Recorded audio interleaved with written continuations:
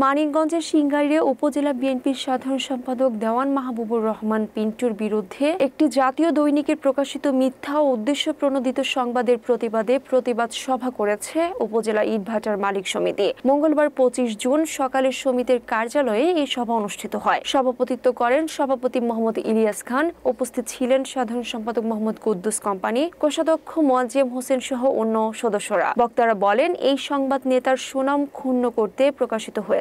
এর বিরুদ্ধে আইনগত ও সামাজিকভাবে প্রতিরোধ গড়ে তোলার আহ্বান জানান তারা। গত 23 তারিখ 23 জুন দৈনিক কালের কণ্ঠ পত্রিকায় আপনারা একটা নিউজ দেখছেন, যেখানে আমাদের ইটভাটা সিংগাইর উপজেলা সাধারণ সম্পাদককে দিয়ে আমাদের ইটভাটা মালিকগণের সাথে কিছু লেনদেন, ঘুষ লেনদেনের ব্যাপারে একটা সংবাদ প্রকাশিত হয়েছে। আমরা এটার তীব্র প্রতিবাদ জানাই। আমাদের কোনো মালিক বা আমরা ইটভাটা মালিক সমিতির কেউই ওনার সাথে লেনদেনের ব্যাপারে কোনো ঘটনা ঘটে না। আর ওনারা কোন সংবাদের ভিত্তিতে জিনিসটা প্রচার করলো, এটা আমরা একটু জানতে চাচ্ছি। আপনাদের মাধ্যমে এটা আমরা একটু জানতে চাই, যদি কেউ তথ্যের ভিত্তিতে।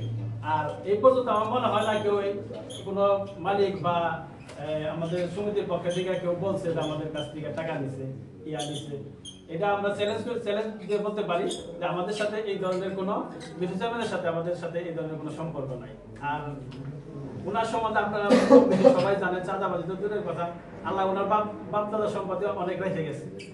আর উনি একজন সম্মানিত লোক। আমি মনে করি সবচেয়ে বড় জিনিসটা হলো ওনার সম্মান হানি করার জন্যই এই কাজটা করা হয়েছে, করছে আর কি। আমরা ওনার যে সংবাদটা প্রকাশিত হয়েছে এটার তীব্র প্রতিবাদ জানাই। আর আপনাদের মাধ্যমে আমরা অন্যান্য সাংবাদিকদেরকে জানাতে চাই এই সংবাদটা সম্পূর্ণ মিথ্যা ভিত্তিহীন। ধন্যবাদ।